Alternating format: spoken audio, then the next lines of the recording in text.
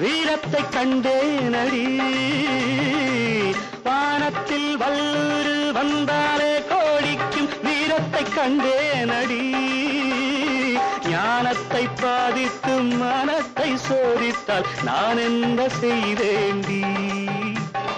நான் உண்டு வீடுண்டு நாடுண்டு வாழ்வுண்டு என்றேதான் வாழ்ந்தேனடி